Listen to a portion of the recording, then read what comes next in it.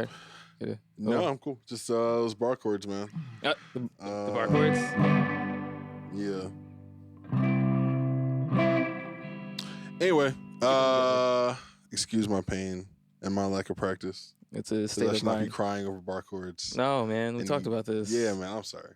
I feel like a little whatever. Anyway, Six String Theory. What's good, y'all? Jay. I'm deaf. Word.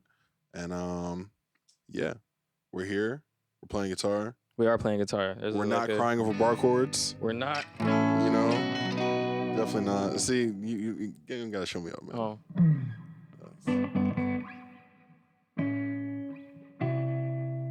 I really wish I had my the Bigsby on this thing.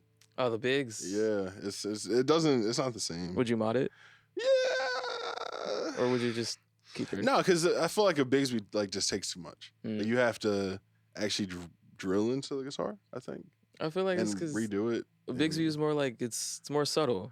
Like No. I meant like in terms of like the sound it produced, like the way you're supposed to go about it, quote unquote. Oh, I mean, like it's- using it. Yeah, I mean, I just mean like physically Oh, on the guitar. Oh. Yeah. No, I mean, yeah. it'd be a big change. It would look nice though, and it would be nice to not have to like try to break my neck off of the guitar when I want to just do a little vibrato. Sometimes you just gotta break that neck. I mean, not when it's one of your go-to guitars. That's fair. But yeah, man, we're here and trying to figure out life. Yeah, as per guitarists. usual. You know, how's life going? Life is going pretty good. Okay. I worked out this morning. Okay, You know, word. had a smoothie. Okay, what kind of smoothie? It was a strawberry banana, basic guy, but it was like, you know. Okay, any like kale or anything in there? Or? I always throw like sometimes a little spinach, a little kale, a Okay, couple flax word. seeds. Gotta Not put a the greens couple, in more there. than a couple. Word. Throw it all together. Sometimes some walnuts. Some people don't like nuts in their stuff, but pause. That shit goes. No, but it goes. It does. I don't know. I feel like that's an important kind of part of Like having the just- protein in there. yeah. Nah, I feel you. I do. And not only that though, just like I'm yo, sorry, that almost hit you you. almost took me out. Oh, I'm so That sorry. was almost the end of me. And we had it on video too. That's crazy. That's- No, but I'm talking about like working out and just eating, like just having like some type of routine that has some nutrients in your system Gotcha. and getting like your blood pumping for the day. So are you you eat before you work out guy, or you? I Eat after. typically eat after I work out, but it's like a weird. Like I'll do sometimes like a smoothie or a protein shake beforehand, give it like a smooth 30, and then go about my whatever. Gotcha. And then usually afterwards, that's when I eat the Gotcha. most. I feel you. Yeah, Gotcha. true story. But it keeps me awake. Like I don't know. I notice when I don't go about those things, I'm not as like alert. Feel you. Like if that makes any sense. Like during the whatsoever. day or during the workout? Like during the day. Gotcha. Like Okay. during the day, like when I'm playing music, like just like my everyday thought process. Like if I'm on my computer or if I'm playing guitar, like I notice that my focus is just like a little different if I feel you. I'm out of that. I agree. You know? So do you feel like your, I guess, just normal day prep, if that makes sense, is that the same as like your show day prep? You know? So like, you got a show going on, you know what I'm saying? And let's say it's like at, 8:00 at night. You know, what's that day look like? Show going on at 8:00 at night, and I'm just doing whatever before Yeah, just, that. Whatever. First thing when I wake up, I'm definitely doing like probably not like a main workout, just something to get like the blood pumping, get like my energy going. Yeah. But not to the point where I'm like tired for like the rest of the day. Gotcha. And then that makes me, it's not good for the show. Mm-hmm. But I definitely want to, I guess in a sense, pump up a little bit because like when you're doing shows, like everything is so physical. Like you're moving around, like you're constantly like for guitar players, your arms are moving. We're standing up most of the time, so we're probably walking around and doing all kinds of like movements and stuff. Facts. And that stuff gets tiring. Like moving around on stage gets like tiring. Like, lights are hot. I'm like rolling.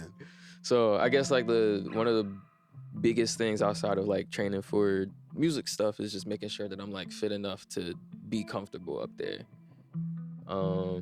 So post that, the rest of the day is probably, I'd say I'd spend like a smooth 2 or 3 hours just like practicing whatever I needed to for that day.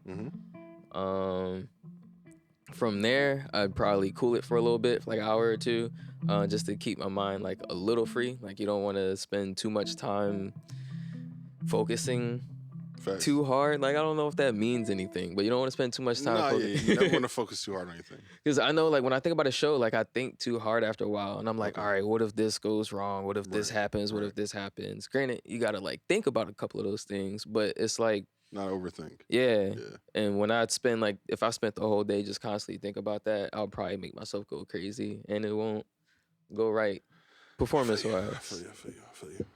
And then the rest is just chilling with like whoever I was performing with. So Right. band time, like whatever, because those are the people that you're playing with, Right. building a relationship with. So I feel like it's important to like, get acquainted with each other, get acquainted. I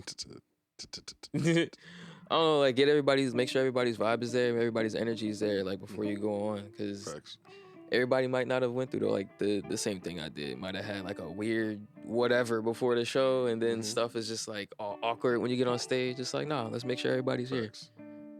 So that's probably all my hours. I didn't calculate that super hard, but It seemed like a lot of hours. So, I mean, whatever it is, I understand. imagine I wake up early. Yeah. I don't always wake up early, but imagine I woke up early that day. So this is like a 9 o'clock. Yeah. Got you. Yeah. All right. I feel that. I feel like my process is kind of the same. Yeah. It's just more so. A lot of the prep is like the day before, and then the day of, I'm just chilling the whole time. Like I don't really, I figure out what I'm wearing. I figure out like, what time I'm supposed to be there and what time I'm actually going to be there. So those are two different things, And once you get there, it's just like, all right, reading the room. I take a lot of time. I do actually like to get to my shows early, so I can kind of read like who everybody is. What people are sounding like. I like to go and sound check. Sound check is so important for, I think, any musician, but like for guitarists especially. We be loud. Yeah, I mean, you really need to know like how loud you are compared to everybody else, and if you're doing like lead stuff, like all your different tones, so like your clean tone, your lead tone, your just whatever you got going on. You want to know that they're all volume matched and they blend in with the rest of the band. Obviously, you have been practicing. We've been practicing with whoever we're playing with, but there's also times when so I'll be at a show and then I'll be playing with somebody else, and then somebody will walk up to me like, yo, I want you to play with me. So then it's like, well, I haven't obviously met you or played with you before. Like, I don't know anything about what's about to happen. Exactly. So being able to just play a little bit beforehand, and even if there is time to do like a quick sound check with them, really means the world, because then you can just kind of like settle in, calm your nerves a little bit, figure out exactly what chords you're playing, what keys you're playing in, because a lot of times they don't walk up to you with like, hey, here's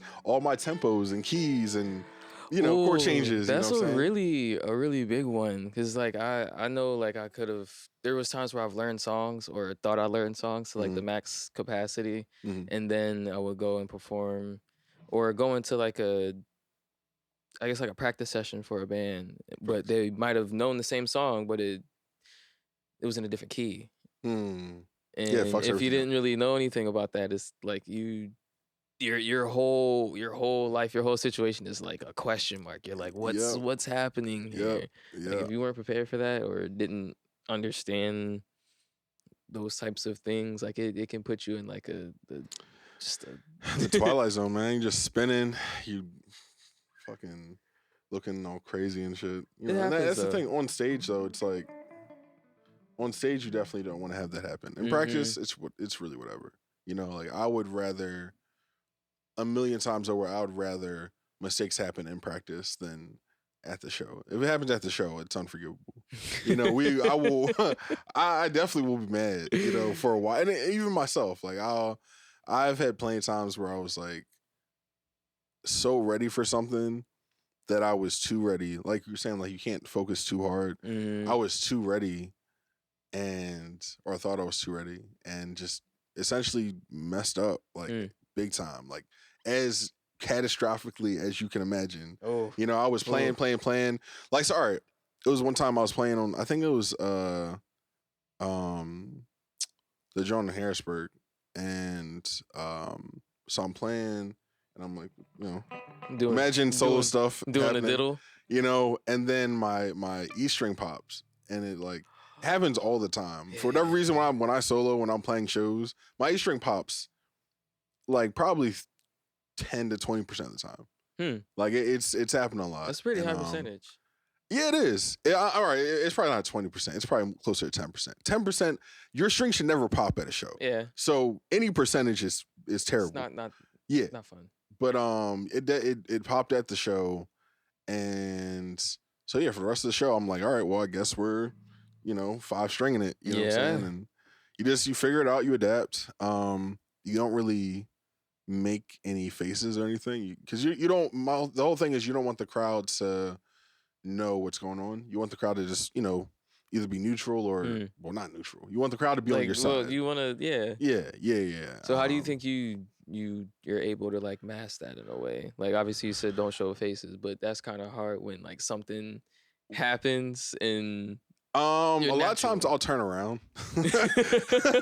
So just for a few seconds I just need to turn around real quick and get my life together. And then I'll turn back around and be like, all right, we're still doing this thing. So if I'm soloing, a lot of times maybe I'll just look up, so I'll be like, again, imagine diddlies, and then I'm like, diddle. Oh, I just broke a string. Okay. Yeah. And so I'm telling all the secrets, but if you ever see me look up or just turn around completely, something happened. Either someone messed up, either I messed up. There it goes. Yep.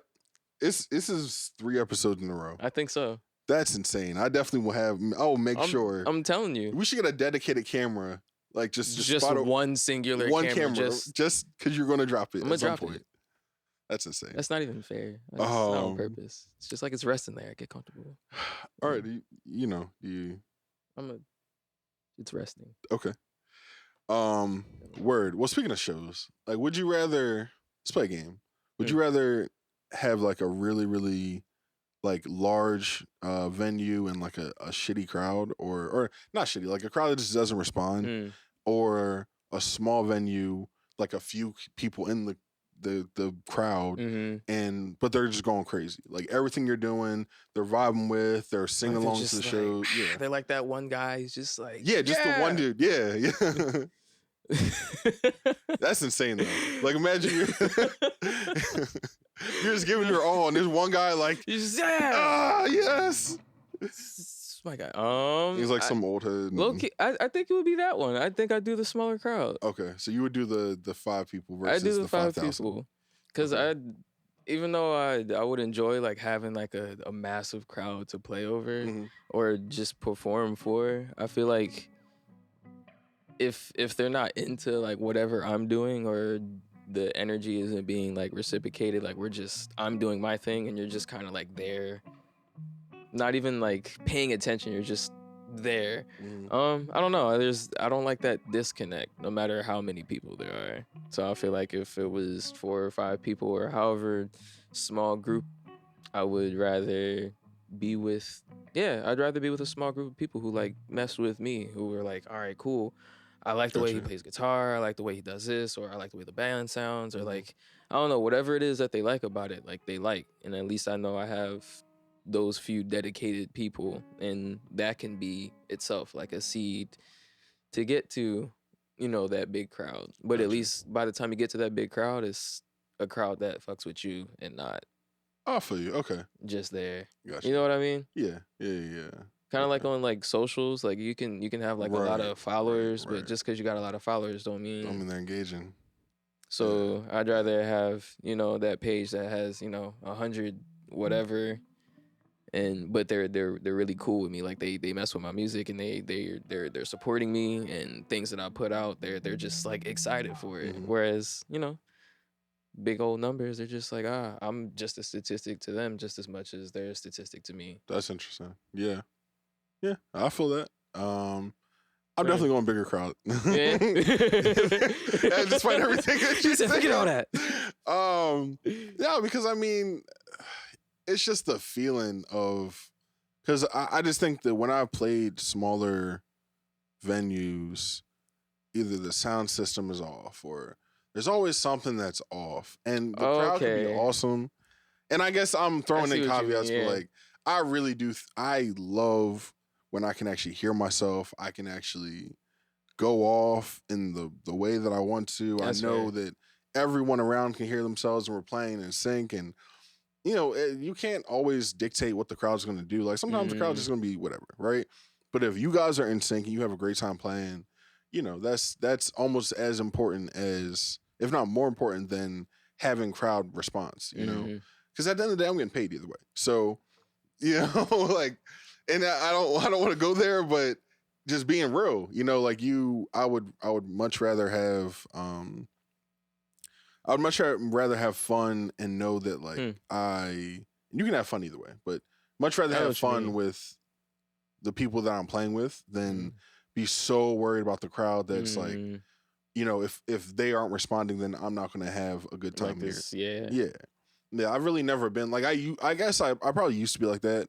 But now it just doesn't even matter. I know that if I'm doing something, if I'm responding, if I'm, you know, giving some effort, you know, then someone will like it. You know, someone in the crowd be like, oh, that was kind of cool. You know, and usually people will come up after the show and be like, yo, you know, I dig that. Yeah. You know, so I would rather have, I think either way, you kind of always are going to have those couple people, you know, whether it's the 5 or 5,000, you know, you're always going to have a couple people that come up to you because 5,000 people aren't going to come up to you and be like, yo, that was fine. You were, you know, going crazy. That's overwhelming. I would love it. You know, at some point, you know, we're going to manifest that, you know. It's crazy. We were knocking on the table. We have wood guitars. Yeah. You know, isn't that something? Dolores, why didn't you tell me? That was, I didn't even think about that whole episode. What? That we were just bypassing the guitar. Like, I'll never disrespect you like that ever again. Whole piece of wood. Anyway, okay. All right, one more. So, yeah. All right. What we got? Would you rather play like Steve Vai, so all fast and exactly, you know what I'm saying, like For the Love of God and, you know, Bad Horsey. Is it horse or horsey? Bad Horsey. Bad Horsey. I think it's Horsey. Okay. Well, either way. Or BB King. So like bluesy, methodical, you know, chilling.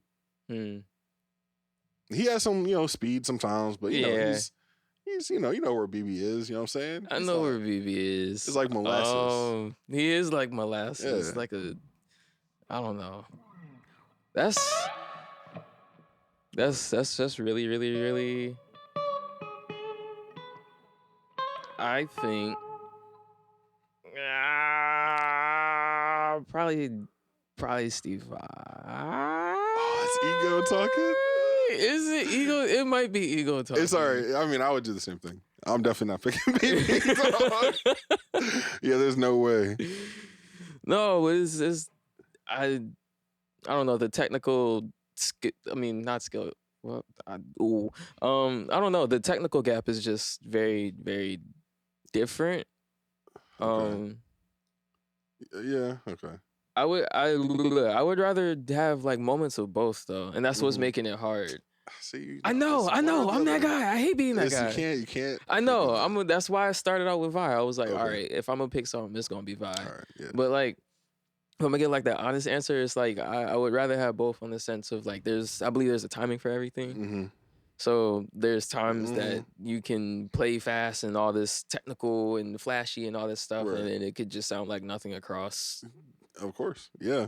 Whatever you're playing against, yeah, and vice versa. But it's like you can play slow against the fast thing, and it's just like that's probably not gonna work. Exactly. But there are times and places for both, and there's like certain songs and moments in music where they incorporate both.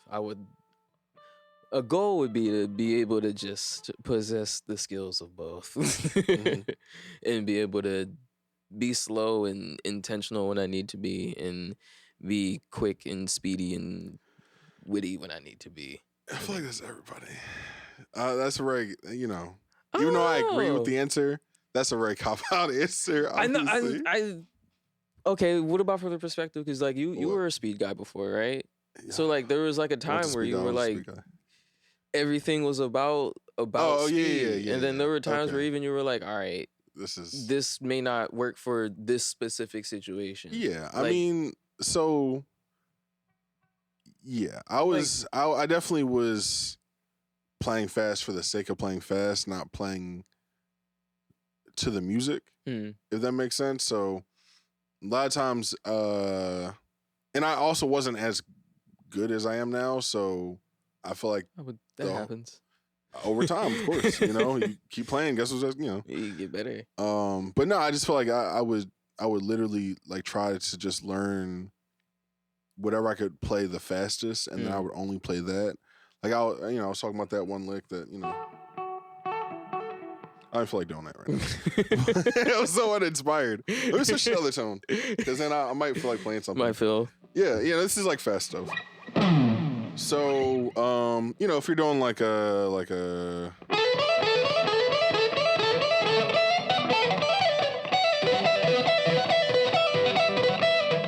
whatever. Yeah, like I don't even feel like doing stuff like that anymore unless I'm really into it in the moment. Just playing it randomly doesn't even excite me like it used to, because it's not. It doesn't do it. It's literally nothing.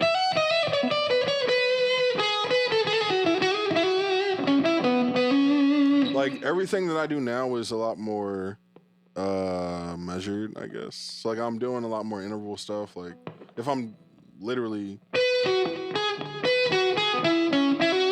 so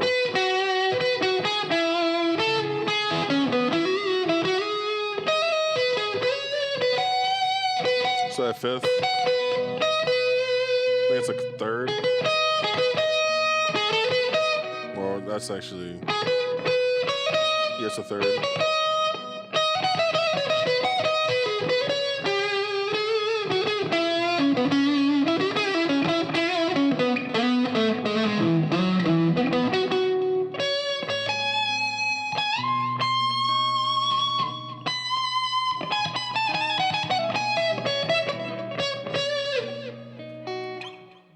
I think we'll keep going. you were done.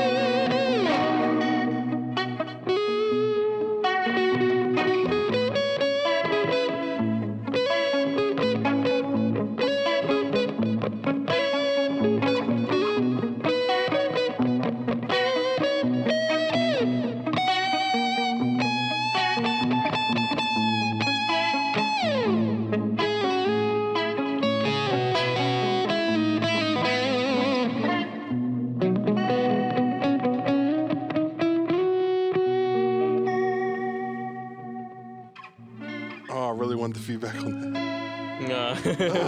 Come on, please. Are you gonna force it? You're gonna force it? It was there. It was like. It was trying so hard, but at the same time, not at all. It really didn't give me that effort that I was looking for. Yeah, that was cool though. Yeah, it was an interesting little. All right, something that popped in my head. If you had like $1,000, right? What would you spend it on for like gear, not like for? I mean, yeah. Okay. Yeah, not. Let's go get a bungee house or something. I don't know. Yeah, why not?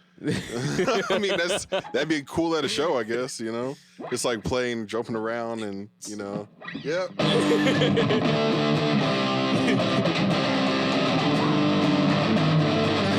Anyway, yeah. What would you do with it? $1,000 for gear. $1,000. I think the first thing I would do, I'd look for my guitar. Try to figure out what I wanted to do. I'd probably get like a Squier or Epiphone. Okay. Okay. Probably something just that I can have, that I can use. I can not beat up for the purpose of beat up, but like something I can like. It'll get beat up. Yeah. Yeah. It'll be drops. Yeah. It'll be hit on walls and yeah, like it'll definitely get some nicks. Yeah. You know. So something that can take some damage, but something that still sounds good. So I'd probably get a Strat. I'd probably go for a Strat. Okay. I don't play a lot of Strats, but for whatever reason, in that instance, I feel like I get one. Probably get a Strat. Probably like a cheap amp, maybe like a Fender, small little box, something that I could have. Either that, or I would spend maybe like $200 to $500 on the amplifier. Okay. So how much you spend on guitar? I'd give it $2 to $250. Got you. $2 to $250 on guitar. 4 to 5 probably on amp. I know that's like a weird mix. Yeah, I was gonna say so you'd rather have a better amp than guitar. I think so. On a budget, I think so. Okay. Reason being, because it's like if I eventually get like those gigs and stuff, and I eventually start playing with other people, I want to make sure I have like something that can like produce enough sound to actually reach audiences. That's a good thought process. Yeah. Okay. There's that, and I don't know. I feel like I could have like a really, really, really, really nice guitar, and then you put it through a shitty amp, and then it still sounds like great. It's still a great guitar and everything, but I don't know. I feel like it kind of takes away from the full effect. I'd rather have like a solid sounding guitar with a great sounding amp. So that way I can perform better. And the rest I'd probably spend on, I'd probably get like a cheap $50 or $60 pedals, probably from pawn shop or something. All right, so we're at like 800. Yeah. Quality chords. Gotta have the chords. Yeah. And I think I would probably clip it. I'd save like that. You would save? No, bro. You gotta spend the whole damn $1,000. Like I'm gonna take it home and I'm gonna go get some lunch. Nah, bro. And then if I'm by myself, fine. I'll put in a looper pedal. Okay. So that way, if I'm spending all that stuff, no matter if I'm with somebody else or if I'm by myself, like I know I can kind of like practice. I can play. I can do whatever. So my $1,000 rig,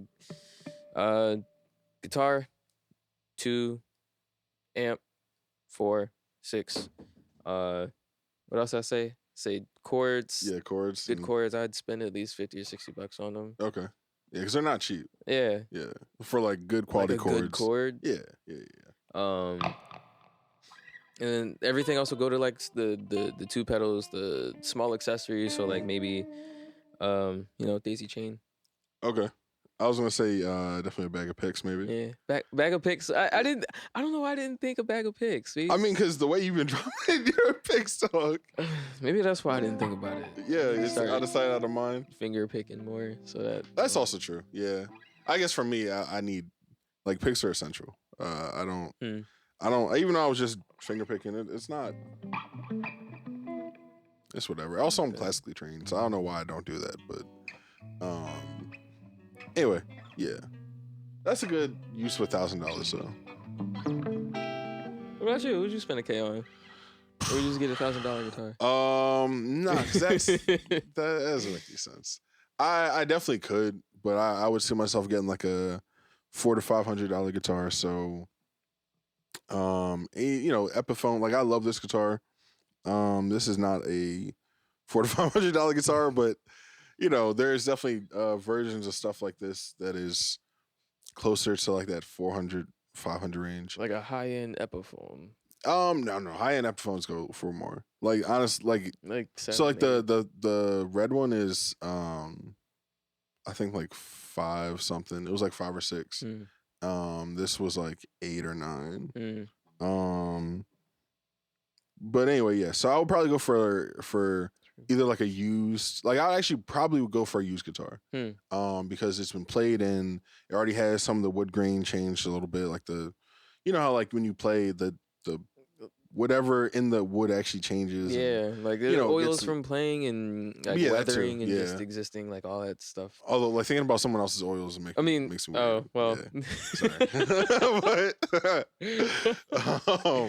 But now I would get like a used Strat or now I would get used Telly.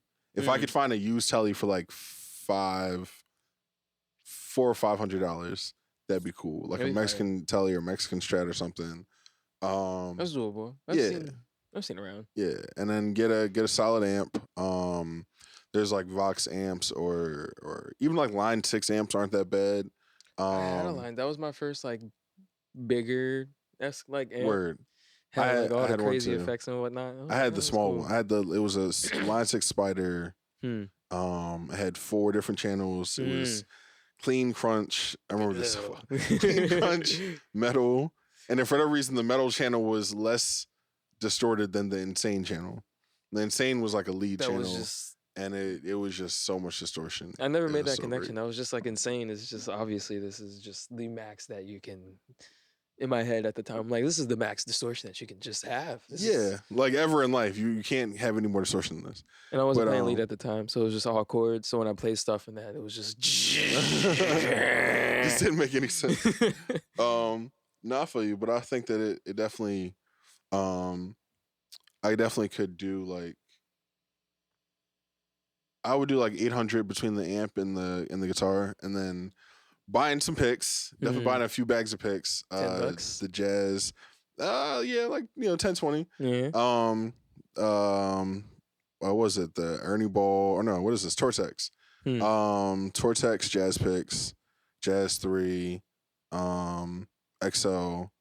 They're like thicker, but they're also small. So like you don't have to raise your hand up. We're talking like a millimeter, a couple millimeters of difference, but that makes a difference. Yeah, like honestly, I'm way closer, and I'm always using some kind of like, oh, it's crazy, some kind of palm muting. So no matter what, like whatever.